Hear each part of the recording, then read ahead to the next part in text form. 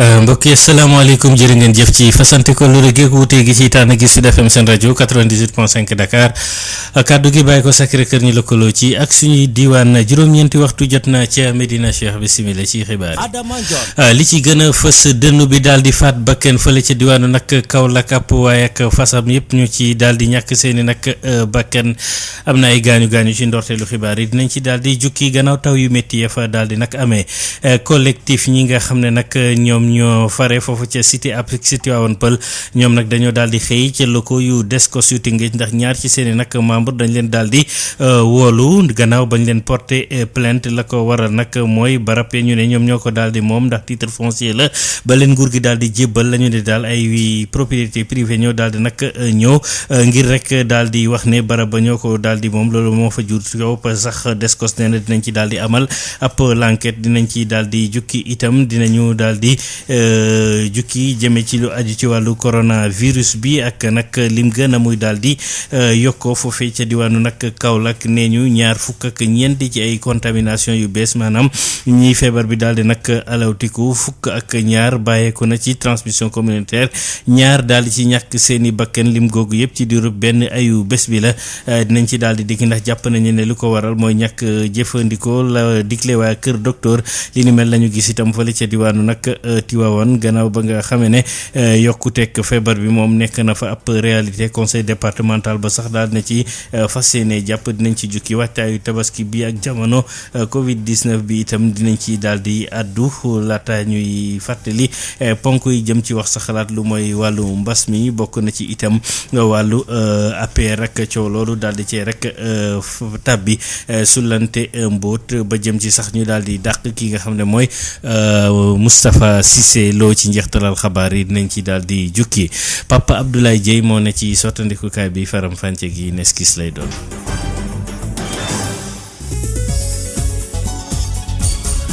Adama John ci kàddu gi kon ñu daal di koy dooree paplaay ak musiba ba daal di xew ca Kaolack ab tey ji ci altine ji taw yi nga xam ne nag dafa ànd ak dënnu moo fa daal di faat ab waaye bu amee ñaar fukki at ak ñaar moom ak fas bi nga xam ne moom ñoo àndoon waaye itam yeneen ni ñeent yoo xam ne dañ ca amee ay gaañu ñoom nag dañoo nekkoon ci charrette bi di dem gannaaw taw yu métti yi ci la ñu sax daal di laqatu ci suufu garab yaakaar ne daal dañoo bëgg a mucc ci wàllu dënnu yooyu nag moo leen daal di yóbbu bu Kaolack Mamadou Camara. altine bi boori 6h maanaam boori 18h taw na taw yu métti fii ci biir Saloum dënn bi dal di faat benn xale bu góor boo xam ne bii mi ngi wuyoo ci turu Seydou Diarra toll ci ñaar fukki at ak ñaar ñeenti nit nag muy ay xaritam jëlee ci ay gaañu ñoom nag dañu nekkoon ci benn saret bàyyee ko woon booru Ndofane doon dem commune Kër Baka ci arrondissement Koumbal bi nga xamee ne taw bi ñëw na bëggoon nañoo làqu daal di dem ci benn ron garab jamono jooju nag la dënn bi ñëw dal seen kaw Seydou Diarra toll ci ñaar fukki at ak ñaar dëkk Ndofane moom ci saasa la ñàkk bakkanam fas bi nga xam ne moom lañ takkoon ci sereet bi moom it jaar fa dee ñeenti xaritam yi tamit jëlee ci ay gaañu néewu Seydou Diarra sapeur pompier bi ñu ñëwee yóbbu nañ ko ci morgue hôpital régional El Hadji Ibrahima Niass bu Kaolack biñ ko yëgalee gendarmerie brigade territoriale bu gendarmerie bu Kaolack yónni na fa ay ndaw pour ñu constater mbir mi Kaolack Mamadou Camara Sud FM. ñu daal di ñëw ak collectif bi aju ñaafare cité Apix ca Tivaouane Peulh ci altine ji daal nañuy wuyu dem ñu bari ci ay lim foofa ca Descos ba ca Tëngéej ñaar ci ñoom nag dañoo daal di jot ab convocation gannaaw ba nga xamee ne nag dañoo plainte jëme ci ñoom ndax nag ay nit ñu wax ne ñoo yore ay buux ca barab boobule ba tax askan wi tere leen ñu daal di fay tabax ne ñu nag titre foncier la boo xam ne état bi moo leen ko daal di jébbal ñoom ñi nga xam ne dañoo loru woon ci autoroute à péage bi ba numéro immatricule bi sax joxe nañ ko di 6043R ba tax ñu jàpp ne kon ñoom collectif bi mënul nekk daal keneen di am wàllu nag bàyyi ngir mën faa daal di nag tabax ci kaw titre foncier waa Descos nag wax ne dinañ ci daal di amal ab enquête kii di Amadou Lamine Dia mooy président collectif bi ñu déglu ko ak Denisia Samb. ñun de gendarmerie lañu jot ñu xëy ñu jox ñu convocation au niveau de la Descos dafa am gars yi nga xam ne dañoo ñëw parce que ñun la ñu déplacé ci autoroute à péage bi muy PIS 1 PIS 2 ak les vulnérables état du Sénégal jël suñu kër yi tabax autoroute à péage jox ñu benn titre foncier immatriculé suñu def ko sous le numéro 6043 143R dagg ko 2039 maisons joxuñu ko bàyyi ñu ay espace yi nga xam ne dañ ko war a toog suñu doom yi am fu ñu fooy ak yooyu ñu xëy un jour ay nit ñëw di ko dagg te site de recasement waruñu ko dagg parce que kenn war ko jaay alors que dañ ko morcelé jox ko ay nit ñu dagg ko am ci biir affaire boobu dafa am ñoo dañoo dem ut benn privé dagg ci biir site boobu 6043R bi ñoom nag xaw ma fu ñu jëlee seen bàyyi nee nañ dala am nañ ay bàyyi man gis naa ay 2100 ay 2139 te dafa nekk ay 2039 maisons am na ñoo xam ne dañ fa am ay kër ñoo xam ne dañu leen déplacé auto à péage bi ay nit même équipe bi moo ñëwaat présenté foofu ay boobu bu ko jël léegi ñooñu nag nee na ñu dañu empêché ñu liggéey ci kaw teg fa ay banc ak ay garab quoi te ñoom nee na ñoom moom foofu mun ñu ko moom parce que titre foncier 6043R ñun ñi nga xam ne lañ déplacé auto à péage waxoon nag ñun ci projet boobu buñ ñu ko joxee léegi ay nit jógee fële am ci titre foncier privé sur un titre foncier de l'État kooku dañuy xool lan moo tax parce que ñun aussi dañu war a sauvegarder espace boobu parce que ñun ñoo ko moom parce que ñun lañ ko si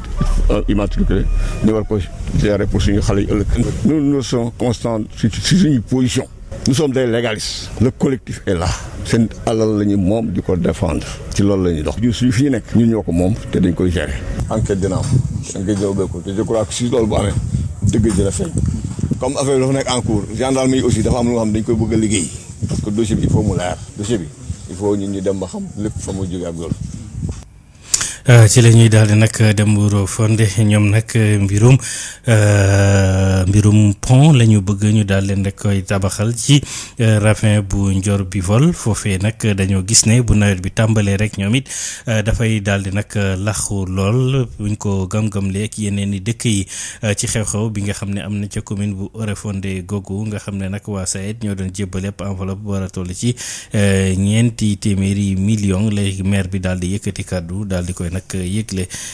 Abdourahmane Diène. gox-goxaat yu bëri nekk ci commune Wuro Fondé saa yu tabee dañu am ay jafe-jafe ngir jàll lu mën a dem ak dikk li war li mel mooy dafa am benn pont bu ñu war a tabax ca Ndior Bivol te boobu ba léegi kenn tabaxu ko ba tax na kii di maire dëkk bi di Amadou Yoro Ba mu ngi siy sàkku ndimbalu njiiti réew mi. doléance bu ma vraiment tenir à cœur actuellement en tant que maire de la commune Wuro Fondé bu ma gisoon président de la République loolu laa koy wax mooy le pont de Ndior Bivol. pont de Ndior Bivol pêcheur mooy doléance maire Wuro Fondé mooy doléance Daande Maayo parce que pont Ndior Bivol pêcheur mooy tax ñu mën a liggéey des milliers d'hectares ci Daande Maayo bi mooy tax ñu désenclaver des milliers de personnes et puis pont bi franchement promesse président de la République la woon aussi. waaye fii ak ñu leen di tabaxal bile pont commune Wuro Fondé daal nay lëkkaloo ak SAED ñu daal di tabax ay jumtukaay yu am solo jagleel ko askan wi nga xam ne ñoom ñooy yeewoo ca gox bi la. am na projet yu bëri yoo xam ne ni commune Wuro Fondé ak SAED ñoo ko defandoo fii ci commune bi bokk na ci magasin alimentaire bétail bokk na ci lu ñu war def aussi mooy air abattage fu ñu rendee ay jur bokk na ci aussi ñu débuté marché Wuro Fondé boo xam ne 57 millions la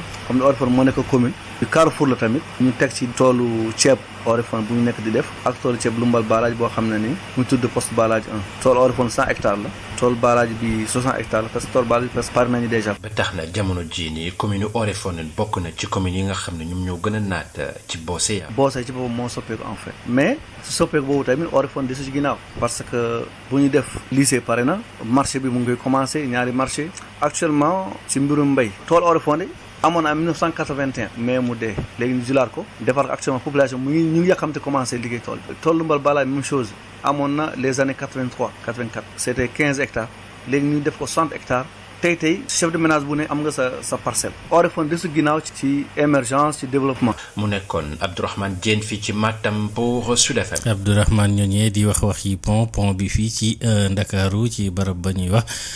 wetu Saint-Lazare ab autopont ba ñu fa doon rek amal gis nañ ne nag foofu dem rek dikk bi daal dinay rek tàmbaliwaat normal na mu waree gannaaw bañ ko daal di nag ubbee ba tax na nag jafe-jafe yi aju woon nag ci dem googule daal dinay rek. wàññeeku ba jëm fii ci rond point cité góor gi amal nañ ci gëstu ci yooyu li xeetu nag embouteillage laata ñuy ubbi autopont boobu la Sosette Kali. fi mu ne nii dem ak dikk bi gënati na yomb ci automobiliste yi.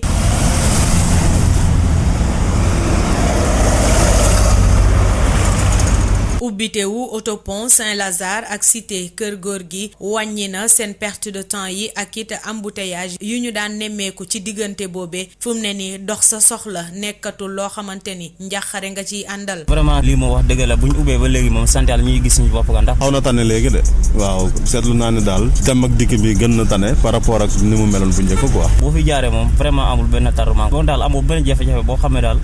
nañ ciy nemmeeku réew yi soppeeku na bu baax a baax. waaye du loolee la ñu nemmeeku ci rond point kër góor gi donte jébal nañu population yi yooyee autopont dem ak dikk amu fa oto yi ñu ngi rangaloo jéggi boobee rond point lu métti la daanaka nga war a dem Sacré-Cœur wala nga wutali ancienne piste ñu nekk ci embouteillage yi daanaka ay diirangi yile góor ñoo jàpp ni dara soppeekuwul si ñoom ñi nga xamante ni dañuy faral di romb ci bile yoon. lépp day répercuté wu rek parce que ay problème yu continuel la yoo xamante ne dañu fi chaque fois day continuer parce que rond-point bi fii di nga ñëw jaaree nii ba yegg fii fay teg seen kii yu xonk yooyu te obligé nga demaat ba ci biir après tourner waat jël voie bi embouteillage vraiment moom xaw ma lu ñu ciy defar mais des na quoi des na dafa métti trop. mënuma comprendre peu importe tamit suñu mënee toy bari nañ ba léegi des fois tamit su dee période scolaire yi gën a compliqué ñun dañuy gën a ñax léegi tamit su nekkee vacances donc da ngay xalaat ne xale yi ñu bari liggéey ñu jàng ñu mais ba léegi phénomène bi dafa doy waar daal. ñu ubbi woon ko ngir yombal dem ak dikk bi autopont yi ba fu mu ne nii ñu ngi def seen liggéey nam ko waree si ñi nga xamante ni ñoo koy jëfandikoo waaye ci suuf du loolee la ñu nemmeeku ndax ña fay jaare ñu ngi si ay jafe-jafe bu baax a baax rawatina ci rond-point bu kër góor gi. Sud FM di ab lëkkaloo ci njëriñu askan wi. Adama Ndiol. Covid 19 bi di mbas mi ci la ñuy daal di tàbb bi Kaolack gis nañ ne mbir ma mu ngi fay gën di law ñaar fukk ak ñeent ci ay cas wàllante yu bees fukk ak ñaar ci ay cas communautaire waaye itam ñaar ñi ñu faatu loolu daal benn ayu bés bi loolu la ñu daal di wàññi gis ne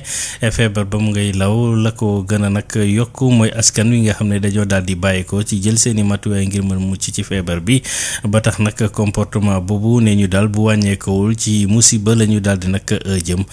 Kaolack Awa Thiaw. situation bu Kaolack day gën a jéggi dayo jamono ji nga xamee ne si ñoo ngi dund mbas mi nekk coronavirus te li ko waral nag moo di ci ayu bés bi ci altine ñaar fukki fan ak juróom-ñeent ci weeru juin ba dimanche juróomi fan ci weeru juillet diwaan bi amaat na ñaar fukk ak ñeenti contamination yu bees fukk yi ak ñaar yi nag mi ngi jóge ci transmission communautaire maanaam xamuñu sax fan lañ leen ko wàlle rax ci dolli nag Kaolack am na ñaari nit ñoo xamee ni siitam ñàkkaat nañu seen bakkan ci ayu bés bi rek loolu nag yokk limub ñi nga xamee ni siikat génn nañ àddina ñu toll fi mu ne ci ñeent bi jàngoro ji tàmbalee ak léegi ci diwaan bi district sanitaire bu Guinguinéo nga xamee ni si ba léegi de jàngoro ji duggagu fa woon am na kaam bu njëkk ci dimanche bi mu nekk kaa boo xamee ni si nag mi ngi bàyyikoo ci liñ naan transmission communautaire ci ñaar fukk ak ñeenti contamination yu bees yooyu itam ñaar fukk yi ak ñett yépp day ci biir commune bu Kaolack loolu day di wane ni virus bi moom mi ngi fi nekk di wesaaroo nu doy waar li ci gën a yéeme moo di am tiit daanaka moom moo dal ñi nga xamee ne si kat ñoom ñooy professionnel de la santé yi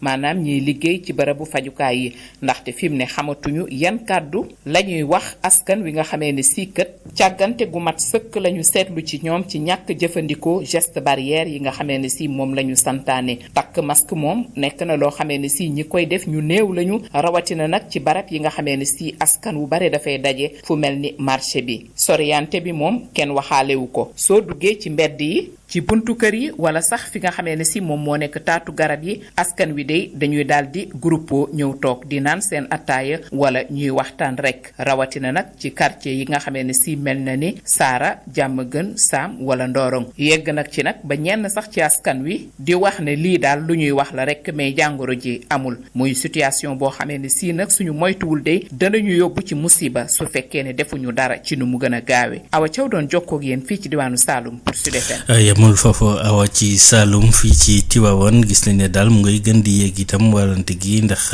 nekk na réalité ca diwaan boobule conseil départemental ba sax tax seen taxawu jigéen ya ndax fukk ak ñeent ci ay junni masque la ñu ne la ñu daal di nag defar bu ko defee dimbali leen ñu mën rek amal geste barrière yi Tivaouane Babacar Sow. woy bi nga xamee ni coronavirus mi ngi koy woy ci diwaanu Tivaouane conseil départemental sas jigéen ñi nga xamee ni ñoo nekk ci département bi ngir ñu faagaagal li nga xamee ni moo di coronavirus Tivaouane département la boo xam ne bii jàngoro ji mi ngi woy di law jamono ji suñu nemmeekoo ni am na cas yu bëri yu ñu signalé ci bés yi mujj yi ba tax sax lu toll ci fukki junni masque ak ñeent daan lañ leen dajale ngir séddale ko groupement jigéen ñi nga xamee ni ñoo nekk ci département bi soxna Seynabou Gaye Touré jëruñ ji nekk ci bopp conseil départemental doon def li ni mel waaye itam di ñaax njaboot gi ñu gën a topp li nga xamee ni moo di santaane yi nguur gi tëral 44 000 masques les femmes am rôle bu mag bu ñuy joué ndax lii ñu def rek moo lay wan ne la xam nañ seen rôle suñu xamul woon seen rôle bu ñu leen wooyee ci initiative bu mel nii duñ ko nangu mais dañ cee ñëw ak cawarte jigéen jóg jàppale jigéen groupe de travail bi nag yéen ñëpp xàmmee ngeen ñi fi ne commune département bi ku ci ne am nga ku la représenté ñaar ba ñett ku liñ leen di ñaaxaat rek pour wax leen ni leen jàngoro bi mi ngi ci dëkk mi ngi fi bu baax léegi nag ñu yokk xel yi yokk taxawaay yi gën a sàmm njaboot ku ci amul looy def lu doon farata na nga toog sa kër uf sa njaboot dañu ñaax xale yi ñuy takk seen masque sensibiliser leen ci cet gi masque tamit du lu ñuy jël di ko def ci sikki masque dañ koy takk ku nit bu ne war naa am ñaar ba ñetti masque du lu ñu dippee jigéen bu nekk téeméeri masque àndandoo booloo di xàccandoo di tegandoo suñu sukkandikoo ci madame la ministre Seynabou Gaye Touré li mu yëy yàbbi di masque yoo xam ne daañu ko séddale daara yi gare routière ak ndeyu daara yi ndax mbas mi moo ko waral te léegi bi ñu gisee soxla yu ñu am ci masque ci laa ni dañuy continuer collecte une femme sans masque 100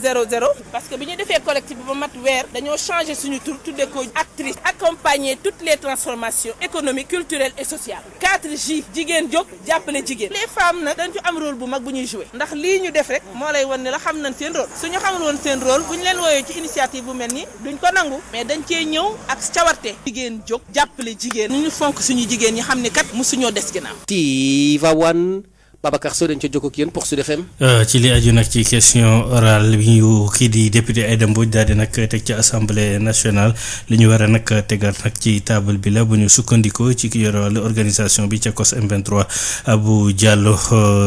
di àddu nag ci doxalin bi nga xam ne ministre santé Abdoulaye Diouf Sarr ak Mansour Faye daal nañ koy amal ci yorinu lañ leen daal di nag jox ci wàllu saafara ci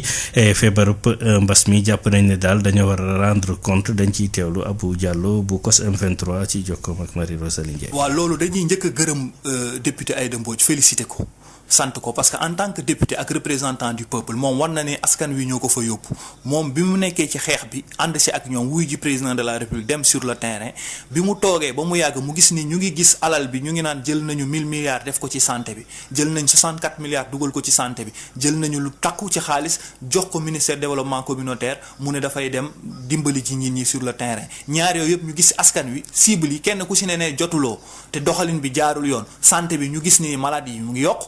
secteur santé bi ñu ngi grève ñii problème mu personnel santé yi nekk ci dalal jàmm ak yépp ñu ngi foofu di grève ñii ñu ngi wax ci problème infrastructure sanitaire yi problème lal yu manqué yi ñu ngi wax ci problème mu garab yi ñu ngi wax ci insuffisance rénale yeeg yeneen maladies liées yi nga xam ni bokkul ak feebar yi ñoom it ñu ngi kaas donc secteur yépp a ngi kaas donc Aïda Mbodj bu jëlee boobu kii yóbbu ko assemblée nationale nga xam ne ministres yi ci seen wàllu bopp ñoo waroon boole ci seen principe de bonne gouvernance daal di redevabilité daal ne dinañu delluwaat parce que ñaari secteurs yi rek lañ doon wax war nañoo dellu si waat pour ñëw rendre compte le parlement moom mu jël defuñu ko moom mu jël initiative bi dem assemblée teg ko sur la table de Moustapha Niasse ñu gis ni les députés sax dañoo désolidariser ak moom alors que ñoom moment bi ñu toll ni askan wi ñoo leen fa yabal askan wi leen wax contrôler leen ñu évaluer leen ñu les politiques publiques donc ñoom ñu toog ba benn moment Aïda Mbodj indi lu mel noonu ñoom ñëpp ñu désolidariser ak moom mu dem table assemblée nationale ñu gis le président de l'assemblée defu ci suite wala bi ñuy convoqué Diouf Sarr aussi dégg naa ay huis clos lañ ko defoon di ko def huis clos dañ ne cette question là nañu ko indiwaat sur la table te société civile bi organisation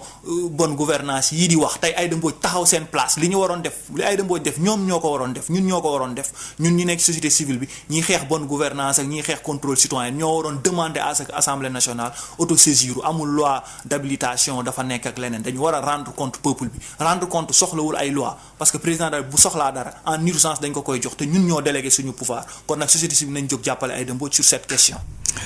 ñu desandi nag ci mbas mi ak beneen banxaas mooy wàllu nag wàccaayu tabaski bi donte nag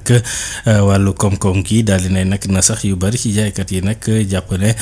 daal njaay mi ci kanam xëy na dina daal di dox seeni activité ñeneen ñi daal di nag gis ne boo moytuwul daal xar dina daal di nag jafe waaye daan li leen leer mooy vente à crédit moom di leble wala ka leb li ni mel moom duñ ko amal Ismaïla Marcel Coly. naam ci jamono mbas la ñu nekk ñii di tàmm di jaay xar ci jamono tabaski bi ñu ngi ñuy xamal ne amuñu benn jaaxle ci seen wàllu activité njaay mi dina dox kon nu mu daan doxee ci at yu ñu weesu. non amuñu benn tiitaange parce que mbas mi boobu ba tey mi nga am te yàlla dogal na nit ñi ngi dund yàlla moo fi indi mbas bi te boobu ba tey ñi ngi dund ñi ngi sant yàlla ba mënoon na gën a metti am na yeneen dëkk yoo xam ne ni taluñu sax lii ñi ngi sant yàlla ba alhamdulilah bañ ko talee mais amuñu benn xel ñaar ci suñu borom dina defar lépp incha allah. waaw dina am comme d'habitude dina am comme d'habitude parce que comme li ma lay wax rek am na nit yoo xam ne père de famille yoo xam ne ñoom tabaski bi préparé nañ ko bu yàgg am na ñoo ci natt la ñuy dugg pour mën a am xar tabaski. kii di Mamour Thiam nekk beneen jaaykatu xar bu ñu fekk ci Sacré-Cœur moom mi ngi ñuy xamal ne njaaxle mu am mooy lu jëm ci wàllum client yi mu jàpp ne xar nar naa manqué ci mim réew. situation bi fi mu toll nii dafa nekk situation boo xam ne li ko ëmb dafa bari benn bi mooy que éleveurs yi nga xam ne dañu nekk Dakar et ses environs seen xar du doy pour consommation bi fii ñaareel bi mooy que xar yi nga xam ne dafay jógee ay Mauritanie wala jógee Mali damay ragal ne dina néew donc loolu yëpp day nekk loo xam ay situation yoo xam ne nii day néewal xar yi fi dugg ñetteel bi mooy que ministre moom ci boppam wax na ko nee na Sénégal yi nañu teel a jënd seen xar parce que xamul ëllëg lan mooy am mais yaakaar naa ne daal situation bi buy métti dëgg ragal naa ne ci consommateurs yi maanaam nit ñi nga xam ñoo war a jënd xar lay métti parce que aussi ñu ci bari ñàkk nañ seen liggéey ñenn ñi liggéey ñu pendant ñetti weer maanaam sama xel dalul. jamono mbas bi ñu nekk nii kii di Ibrahima Ndari beneen jaaykatu xar bu ñu fekk ci Baobab xamal ñu ne ren moom fas yéenewul leble benn xar. tàmm nañ di ko def mais ren moom wóolu ma ñu def ko parce que tamit si clients yi dafa am ñoo xam ne tamit comme tey boo nekkee sa koñ gars yi xam ne da ngay jaay xar au lieu ñoom ñu jàppale la mën nga leen jàppale nga lebal leen mais fay bi mën nañ la jox tuuti mais balaa ñu lay joxaat lu si des dañ lay dawloo te loolu tam baaxul quoi nit boo amee confiance jox la xaram nga jox ko moitié war a jox ko beneen somme bi nga koy dawloo xaaral suba ginnaaw suba ba des fois day def 1 an pour nga jot sa xaalis moo tax ma ne tamit des fois tam duñ si dugg ay leb leen nii moom ren gëwuma ko mu am moom wax dëgg yàlla. ñi di jaay xar ñu dajeel ci Ndakaaru di ñaax askan wi ñu teel a génn mën a jënd seen xar ñoom ñu jàpp ne ren boo tulee xar dina manqué bu baax a baax ci même réew te njëg yi dinañu gën a yokk bu xar manqué. Le contradictoire. Le contradictoire di wute gis-gis ci ñaari kàngam yu bokk benn yoon ku nekk ak sa gis-gis ku ne itamit ak ni nga koy càmbaree altine ak àjjuma. ñu daal di koy nag jëmale ci dogalu njiitu réew mi ci conseil ministre bi ñu génn ngir rek mu daal di fexe membre gouvernement bi nekk ci disposition assemblée nationale bu ko defee lépp lu aju ci wàllu mbas mi ñu daal di ko koy rek leeral loolu nag exécutif bi di nguur gi dafa dugal loxoom rek ci anam bi nag assemblée di doxee njàngatu mouvement agir ci kàddu yi kii di Thierno Bocoum ñu teewlu ko ak Diaye Sadia. Thierno Bocoum ñu ngi lay nuyu. maa ngi lay fay. yow yaay président mouvement agir ngay nakar loolu njiitu réew bi digal gouvernement bi dem ci assemblée nationale ngir leeral wàllu gestion Covid bi ndax loolu nekkul luy mën a leeral mbir yi. waaw xam nga mbirum transparence moom suñ koy wax lu jëmee ci président Macky Sall ak gouvernement bi mooy bés bu ñu tegee loo xamante ne jëm na ci mbirum askan bi surtout koppar bi takk loolu ñu teg mécanisme yi war a mën a tax ñu mën ko càmbat wala ñu mën ko xool wala ñu mën ko teg ci kuréel bu ko mën a xool. sooy gis ba ñu engagé dépenses yi jëm ci ceeb beeg jëm ci yu bëri ba pare la ñu soog a teg comité boobu nga xamante ne moom mooy gérer fonds yi donc loolu la ñuy wax mettre la charrue avant les bœufs waaye li mu tudd ci mbirum yóbbu député yi ministres yi ñu dem assemblée nationale problème bi nekkul ne wax na leen ñu dem fa ndax transparence problème bi mooy lan mooy njëriñ bi parce que loolu dañ ko gis mu dugal ko ci communiqué bu conseil des ministres alors que loi bi mayu ko benn yoon muy joxe autorisation wala injonction pour que ministres yi ñu daal di dem ci assemblée nationale. assemblée nationale moo yor wàllu boobu maanaam tey képp kuy ministre kuy ñëw assemblée nationale day fekk député ya ñu woo la ñoom ñoo la war a woo ñoom ñoo la war a dalal ñoom te nag suñ la woowee waroo jaar sax ci président de la république loi bi lu mu wax mooy da ngaa war a ñëw da nga war a répondre ci convocation yooyu nga xamante dañ koy def ci à travers question d'actualité question orale donc jàpp nañ ne tey wax jooju mu wax dafa mel ni dafay dugal loxoom nu mu ko doon dugalee te nit ñi dañ ciy teg seen bët mu doon en coulisses noonu lay dugalee loxoom ci biir assemblée nationale parce que bu ñu bett kenn suba ñu woo ministre yooyu na leen kaale ñu déglu leen alors que député yi ñoo ko waroon def loolu nag dafa doon lu doy waar parce que nag député yi dañuy am ay prérogatives yoo xam dafa wuute ak prérogatives yu président de la république député yi dañu leen fal pour ñu toogal leen fi askan bi pour ñu toogal fi askan bi mënuñu comprendre ñuy wax mbirum transparence ñu dégg ci ñëpp ba mu des député yi maanaam boog su may wax député yi mooy majorité parlementaire parce que ñoom ñoo mën a buum bi ñoom ñoo mën a jël yenn ak actes yi. lan moo waroon nekk dëgg-dëgg taxawaayu assemblée nationale ci mbas mi. waaw xam nga taxawaayu assemblée nationale bi warul woon yem rek ci voter loi d'habilitation lu muy tekki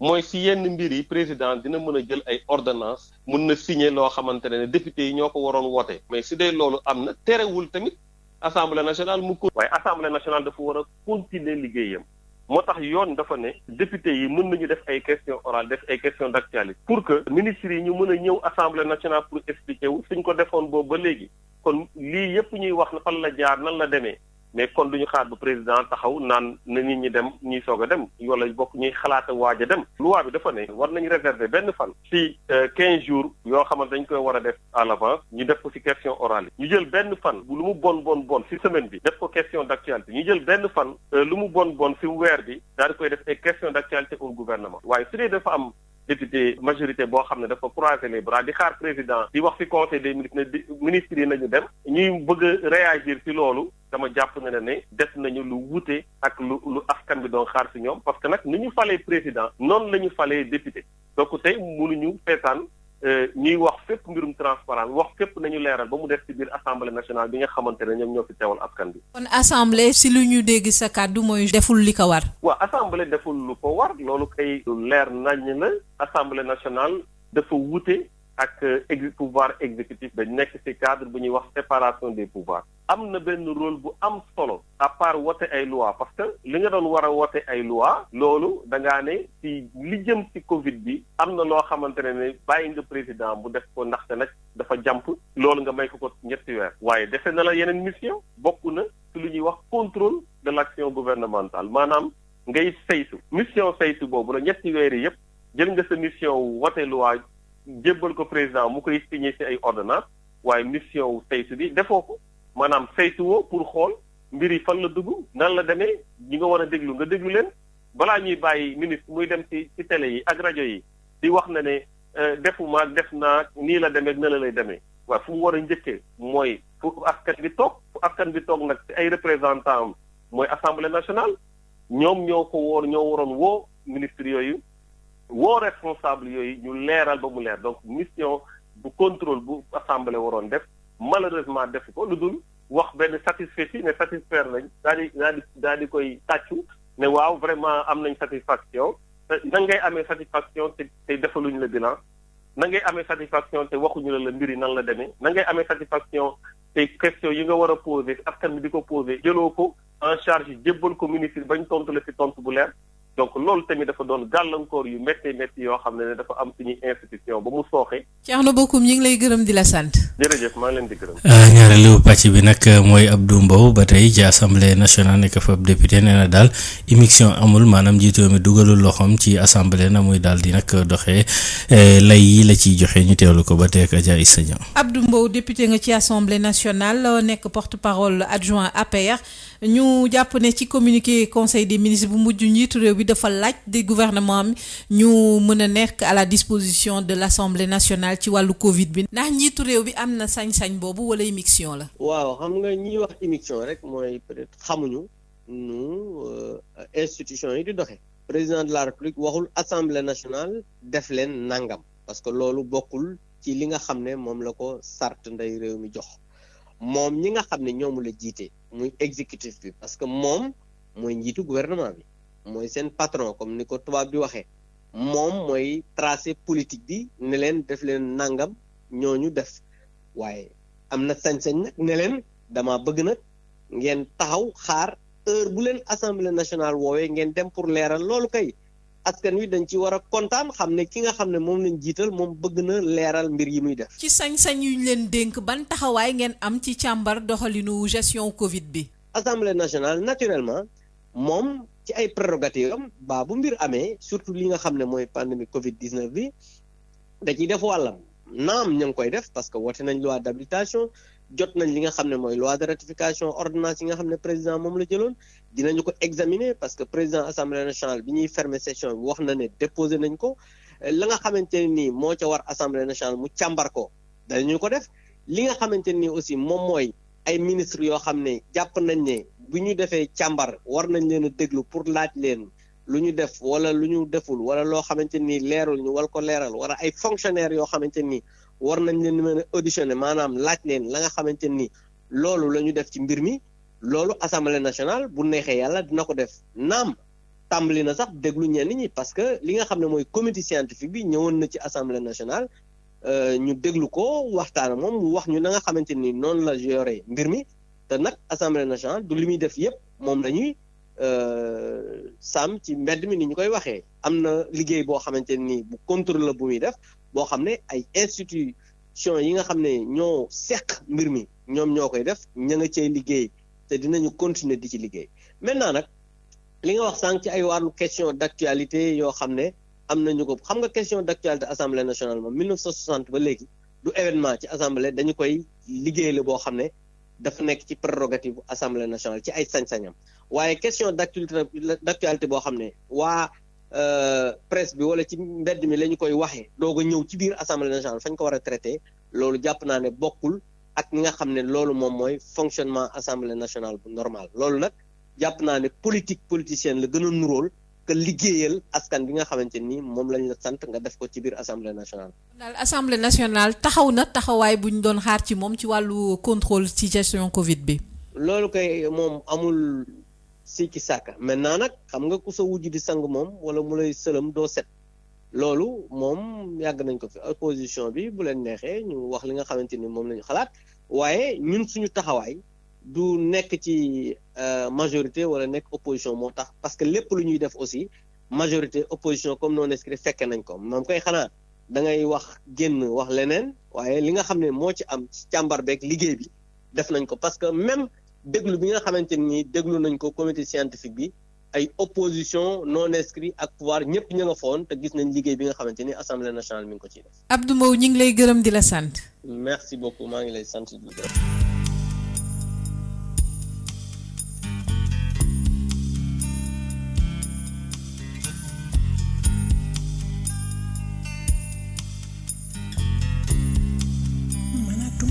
Médico 88 628 98 98 wax sa xalaat bi ñu dooran ko ak ñaari ponk bokk na ci coronavirus bi ak nag vitesse bi mu jël ci wàll askan wi waaye itam li xew ca parti APR ak nag mbirum Cissé Lo ba sax ñu daal di koy génne ci parti bi gannaaw ba commission discipline bi daje Pape Lay am na ku ne ci ligne bi ñu jël ko allo salaamaaleykum.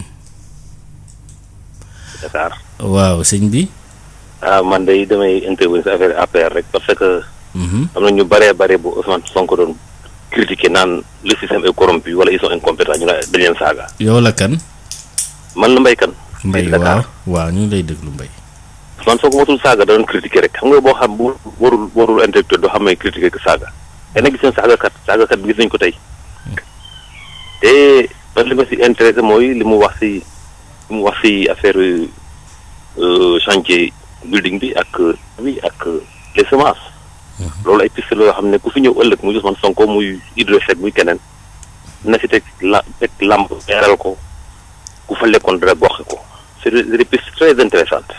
loolu daal moom fa intéressé saaga yi sax intéressé mais wax jooju mu wax révélation yoo xam ne détail la kenn waru si teg gi dërëm dañ ko war a càmbar mais c'est pas le pouvoir laaj ki la en place moo koy càmbar jamais de la vie du ko mën a càmbar bu fi fallu ëllëg na en 2024 na ko càmbar parce que askan wi moom génn dool ay nit di def n'importe quoi ëllëg ñu naaw seeni milliards dem dëkk Oussane waa ñu dëkk feneen waaw loolu daal la xalaat ne réew mi loo ko doxal maanaam li woon si kees état bi ñu rocce ko nañ ko delloo si waat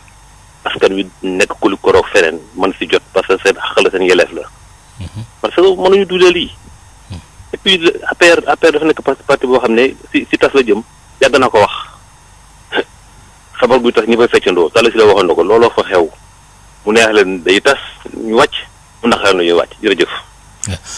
kon nag ñu daal di xaar keneen mbokk moomu loolu li may gis-gisam bitim réew 33 841 22 33 allo. salaamaaleykum. waaw waaleykum salaam sëñ bi. Oustaz maa ngi lay nuyu di la gërëm di la tatagal. maa ngi lay fay. Bamba Sidi Mbaxaan la Dior Diop. un ancien militant de l'APR. bi Macky Sall. Ablaye Wade bu ko troxal si laa àndoon ak Macky Sall mais ba ma demee ba si biir j'ai vu que le parti est sclérosé. Alors tout ce qu'il y a aujourd'hui au sein de l'APR c'était prévisible. Cissé Lo il avait beaucoup de pouvoir c'est un membre fondateur moom Mbaye Ndiaye et cetera mais je crois que su parti bi demee ba tollu fii c'est que le parti structure yi moo doxatul. Les structures ne marchent pas au sein de l'APR. J'ai quitté, voilà un peu un motif qui fait que Aïta m'a quitté. Bon, maintenant, Cissé Lo, est-ce qu'il faut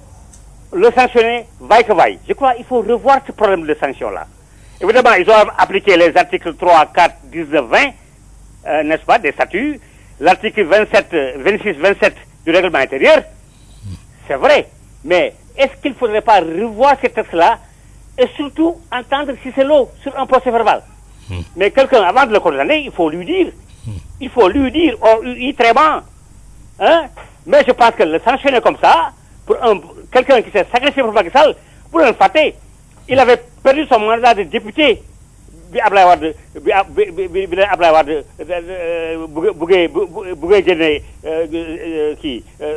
l'actuel président de la République. Donc je pense que Cissé Lo, il faut lui donner une circonstance atténuante et lui dire aussi d'arrêter les injures. Man déglu naa kasa yi mais j'ai frémi dama loxo man mosuma dégg saaga yu mel noonu. Vraiment mag kilifa wax naa ko benn bët si rajo bi ñi intervenir si rajo yi nañu yaru nit dafay yaru nag sa kër baay ak sa kër ndey nga ko mën a amee ba pare école mosali ko say instituteurs say professeurs au lycée ak say professeurs à l'université. jërëjëf matal na kon ñu xaar keneen Pape Laye ñu jël ko ci ligne bi jotaayu wax sa xalaat 88 628 98 98. allo waaw. Adama Yarnaat. waaw. mbaa Afrique jàmm rek. alhamdulilah. Mbaye Laye moo nekk ci buumu jokkoo bi. ñu ngi lay nuyu. bon notamment damay ñëw juste si mbiru Cissé Lo ak APR. Adama président Macky Sall. dafa wane yoon bi. président ku am raxma la ku am ijaaba la. kenn amul lu mën a jamee président Macky Sall ci wax bu ñaaw. amul audio du image. Abdoulaye Wade bi mu nekkee fi bëgg fontoo président Macky Sall daf ko ne maire moo gën a neex waa Fatick ñoo ko fal mu ne ko PDS ma ko joxaloon je démissionne. président assemblée nationale moo gën a rëy li Moustapha Cissé Lo yor daf ko ne je démissionne dem wutali boppam loolu mooy ngor mais Moustapha Cissé Lo dafa juum nit bu juumee dañ koy xamal da nga juum Moustapha Cissé Lo nit njaay la du yàlla du yenent te li mu wax ci kase bi lu gën a ñaaw lool tudd kilifa gu tedd ne dañ ko envoyé kii bi live bi xoolal loolu lu gën a ñaaw loolu te moom fa mu bokk xoolal loolu lu gën a ñaaw loolu nañ ko yónnee Aly Ngouille Ndiaye mu jox ko président Macky Sall avant de parler il faut vérifier maam Cheikh wax na ko du dëgg gis nga xalaxal moo tawal xayaat moom bërki démb témoignage bi mu def si Pape Malick Sy wëlbatiku waat di wax yu ñaaw yi man balaa may dee ñu may ne gis nga Abdoulaye Wade moo njëkk a taxaw saaga Macky Sall vidéo bi Adama seetaan nga ko déglu nga ko ni ko dëmm nga ni ko jaam nga wax yu ñaaw yoo xam ne mais président tontu ko président ku gëm boppam lu ko xam lu muy def la ñii di wax ñëpp kenn waxewu ci xam-xam ay borom gémmi ñi naaj ñoo fi nekk ay borom benn ngemb du ñu wax jàmm mukk président Macky Sall nag yàlla moo ko samp 2024 des na lu bari luy xew suba yàlla rek moo ko xam am na ñu bëri ñoo xam ne dañu àndoon ak président Macky Sall ci mandat bi fekkee wuñ ko man xaw ma sax dinaa fekk suba wala déet nañu gëm yàlla ñu bàyyi président bi sampu yàlla la naa leen du neenum neen pulaar nee na ma suusaa bu ne la ma taa ko président yar ak tey mooy devisam Sénégalais yëpp mën nañu ko séddale lool moo ko may li mu am du dëgg luy xew suba yàlla rek moo ko xam Ousmane Sonko nag dafa saaga waa Màkk seen kanam di joo waa Màkk te Màkk moo fa la yonent bi tëdd fii dama ne Adama làmmiñ mënul lekk moroomu làmmiñ te ñorul président Macky Sall gàcc ngaalaama kenn du ko jëm naani Moustapha Cissé Lo na démissionné bu dee gor la na démissionné ne président Macky Sall yaa ma joxoon te mu wutali boppam Abdoulaye Diouf Sarr nag yoof ay lébu la ñu pire la ñëw yoof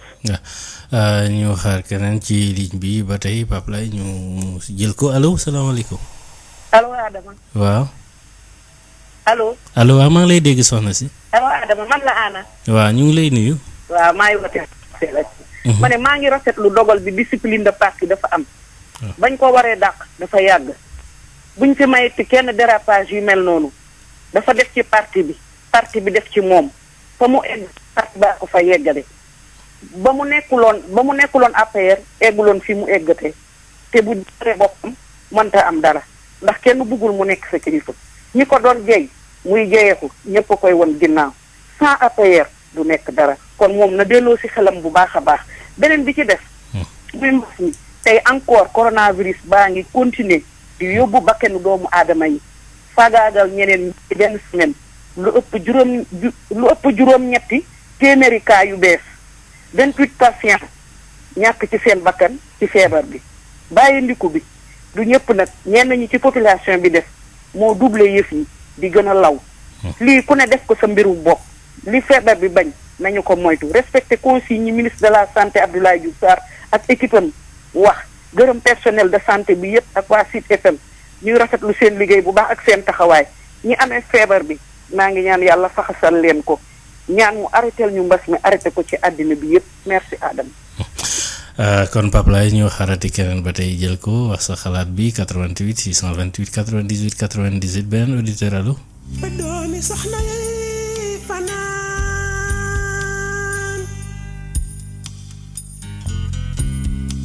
ba doomi soxna yi fanaan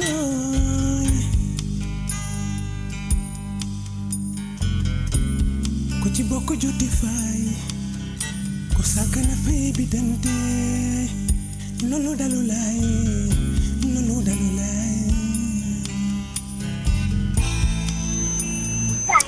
allo salaamaaleykum. oui salaamaaleykum. waaleykum salaam sëñ bi. Adama. waaw.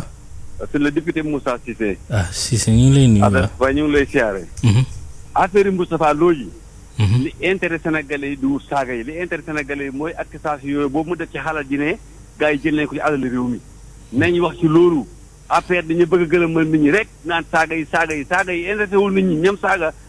ñoom la intéressé mais alal ju ñu wax ne sàcc na ko Moustapha Cissé alal ju wax ne waa affaire sàcc nañ ko. ñun alal jooju moo ñu ci intéressé bëgg a gëlëmal nit ñi nag moo tax ñoom ñuy affaire saaga yi ñoom kan la intéressé ñun intéressé wuñu saaga yi mu saaga. lu ñu intéressé mooy alal réew mi ñu sàcc te andi woon fi kër yi nañ génnee kër yi mu wax li nga xam ne moom la ñi ma accusé ñoom dañ ci sàcc loolu moo ñu intéressé. léegi nag seen ministre de bi yore woon affaire pardon c'est ça me rappelle plus vraiment su ma xool dafa tàng ak affaire ak nu ñuy doxalee réew mi nii quoi merci beaucoup. kon ñu daal di xaar keneen ci ligne bi ba tey ñu jël ko ci wax sa xalaat bi bitim réew Pape Laye ñu fàttali buum bi 33 841 22 33 beneen auditeur.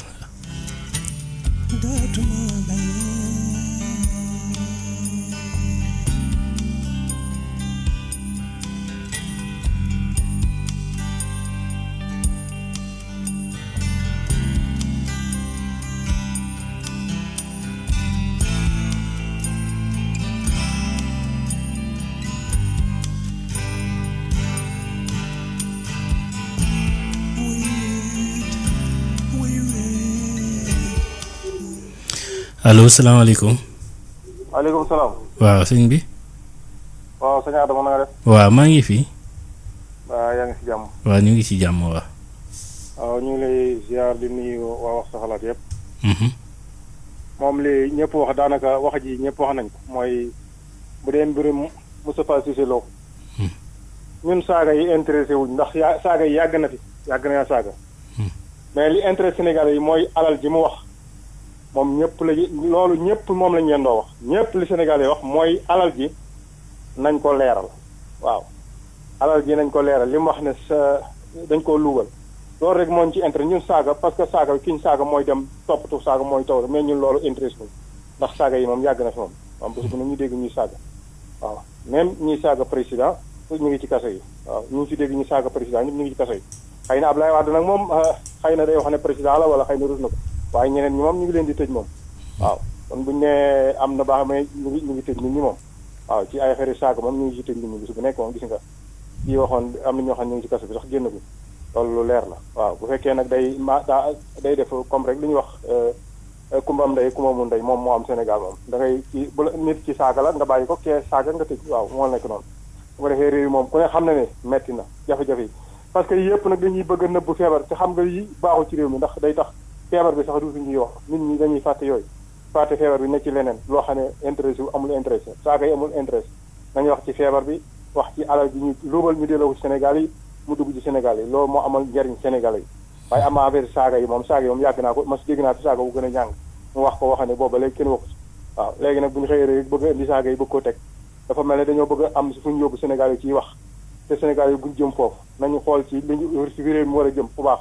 waaye du ay saaga moo ñuy arrangé yooyu jërul ñu dara baax na jërëjëf. ok Pape Laye kon ñu xaar keneen ci ligne bi ñu jël ko wax sa xalaat biir réew mi ak bitim réew 88 628 98 98. loolu dalu laay.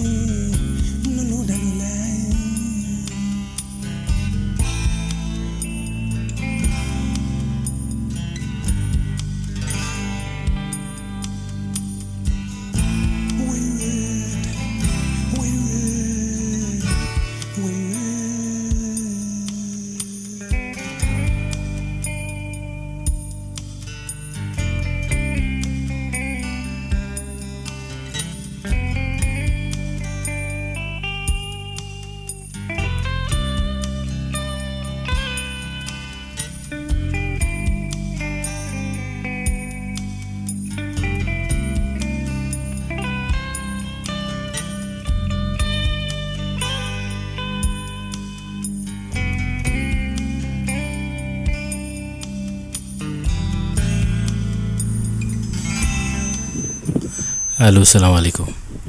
waaleykum salaam. waa sëñ bi. Adama. waa kooku. yaa ñu ngi rafetlu. wax sa xalaat bi. waaye saaga yi da yàgg na fi ndax Moustapha Niasse saaga na fi kenn wax ci dara. aywa yow la ñuy déglu allo allo Pape Laye dafa mel ni dem na ñu xaar mu dellu si wala bu amee ku ko wutu ñu daal di koy jël ci ligne bi 88 628 98 98 beneen auditeur.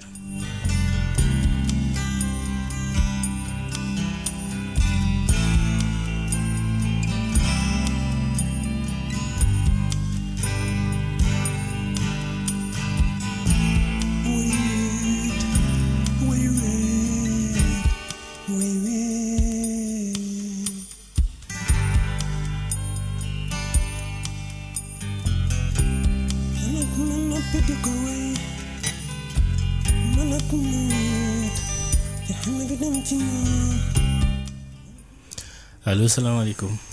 waaleykum salaam wa rahmatullah. waaw sëñ bi.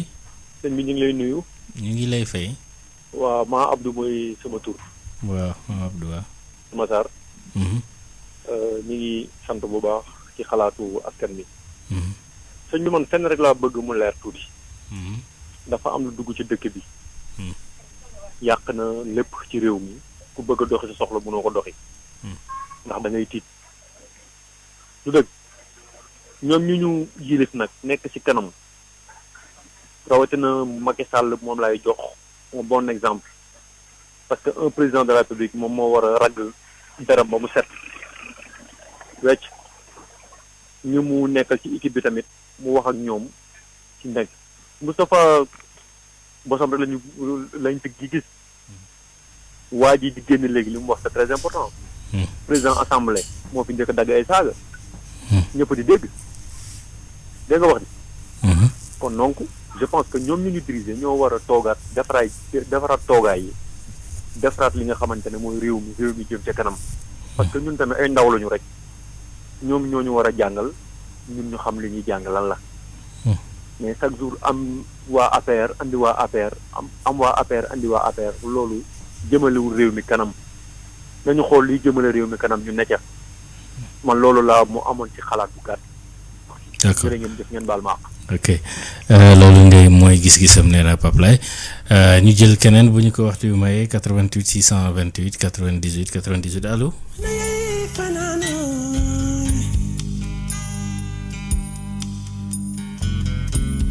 ku ci bokk juti fay ku sàkk na fay bi dante loolu dalu laay loolu dalu laay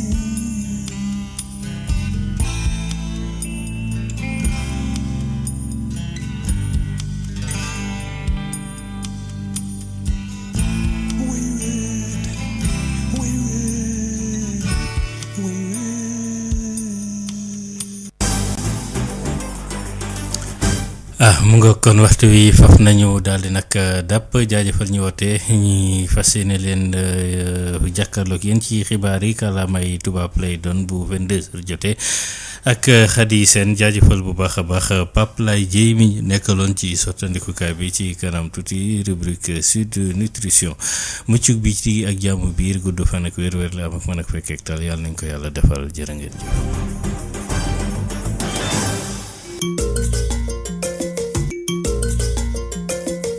Sud FM, toujours copié, jamais égalé. 98.5, Dakar.